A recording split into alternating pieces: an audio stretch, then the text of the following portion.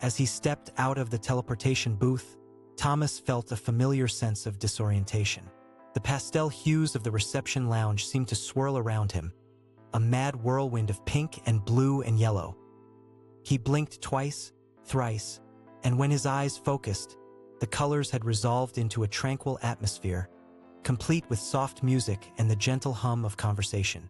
A perky receptionist, her smile a precision-crafted thing, greeted him with a folder full of documents. "Welcome, Mr. Thomas.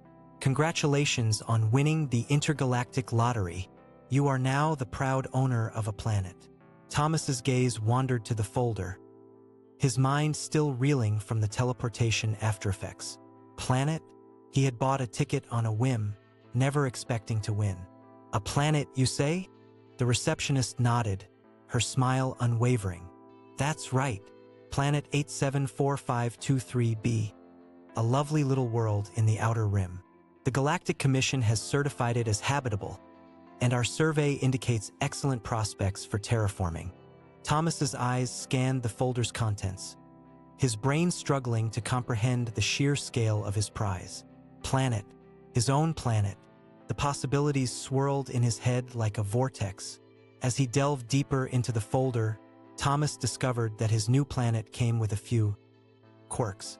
The atmosphere was breathable, but the landscape was dotted with iridescent crystal formations that hummed at a frequency imperceptible to humans.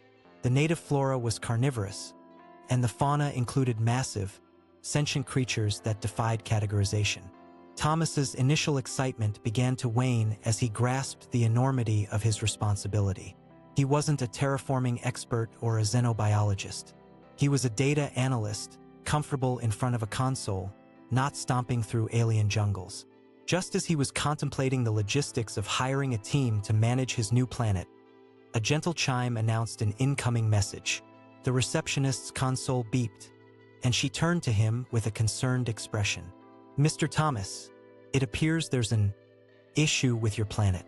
The Galactic Commission has received a priority transmission from an unknown entity claiming ownership of Planet 874523b. They're stating that the planet is, in fact, a sacred nexus and winning it in the lottery is a grave misunderstanding." Thomas's eyes widened as the receptionist continued, her voice laced with a hint of panic. "The entity is demanding your presence on the planet within 72 hours to resolve the dispute. Shall I arrange transportation, Mr. Thomas? A planet, a sacred nexus, and an unknown entity claiming ownership?" Thomas's mind reeled as the universe seemed to tilt on its axis, threatening to spill him into the great unknown. With a sense of trepidation, Thomas agreed to the transportation, and the receptionist led him to a sleek, silver bullet of a ship. The pilot, a laconic individual with a shaved head and a scar above his left eyebrow, introduced himself as Max. As they hurtled through the galaxy, Thomas pored over the folder's contents, searching for any clues about the mysterious entity. Max, sensing his unease, offered occasional snatches of conversation, but seemed more interested in the ship's navigation systems. Their approach to Planet 874523b was heralded by a shimmering aura that enveloped the ship, like a heat haze on a summer's day. Thomas's stomach dropped as the vessel descended, and the landscape unfolded before him like a surreal tapestry. The planet's surface was a kaleidoscope of colors, with luminescent forests, crystal spires, and iridescent rivers that seemed to flow with liquid moonlight. The air vibrated with an otherworldly energy, like the hum of a celestial engine. Max set the ship down on a vast crystal plain, where a figure waited, shrouded in mist. As Thomas stepped out, the mist dissolved, revealing an androgynous being with skin like polished jade and eyes that burned with an inner light. "Greetings, Thomas," the being said, its voice a gentle breeze that carried the whispers of 1,000 secrets. "I am Etheria, guardian of this nexus. You have disturbed the balance by claiming ownership of this sacred site. How do you propose to rectify this misunderstanding?"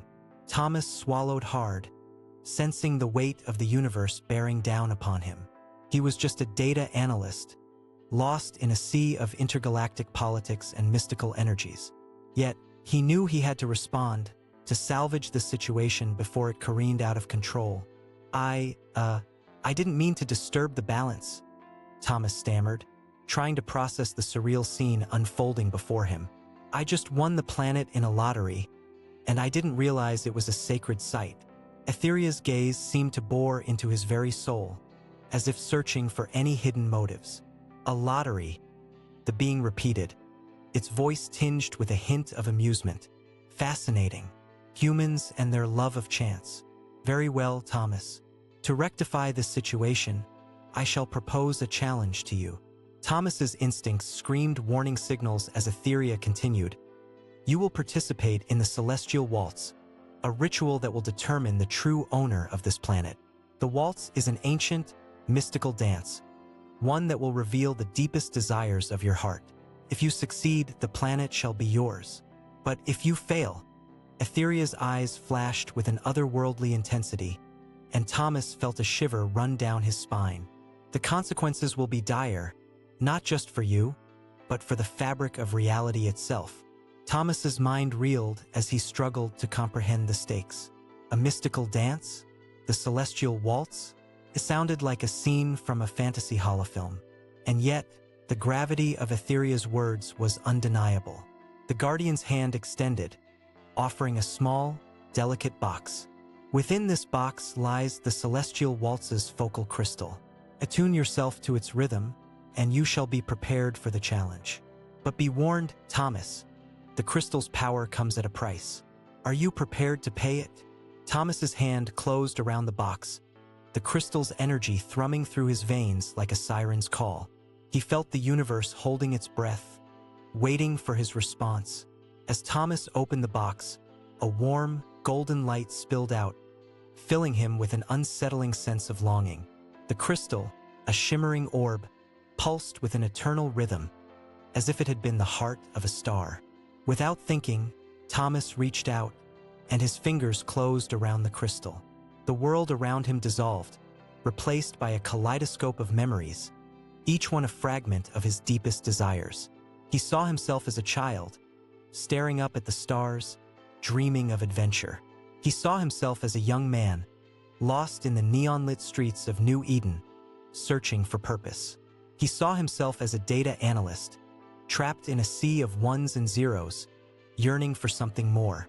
The crystal's power was intoxicating, and Thomas felt himself becoming one with the universe. He was the music, the rhythm, the beat of creation itself. The Celestial Waltz, ancient and mystical, stirred within him, awakening a deep connection to the cosmos. When the vision faded, Thomas found himself standing facing Etheria, the Guardian's eyes aglow with an otherworldly intensity. "You have attuned yourself to the crystal's rhythm," Etheria said, its voice like a gentle breeze. "Now let us proceed to the Celestial Waltz. The fate of planet 874523b hangs in the balance." With a wave of its hand, Etheria conjured a shimmering, ethereal dance floor, surrounded by pulsing, iridescent orbs that seemed to contain the essence of starlight. The air vibrated with anticipation as Thomas, still reeling from the crystal's power, took his first step onto the dance floor. The music began, a haunting, celestial melody that seemed to orchestrate the very fabric of reality. Thomas felt himself becoming one with the rhythm, his feet moving in perfect harmony with the cosmos. The dance had begun, and the fate of the planet hung precariously in the balance.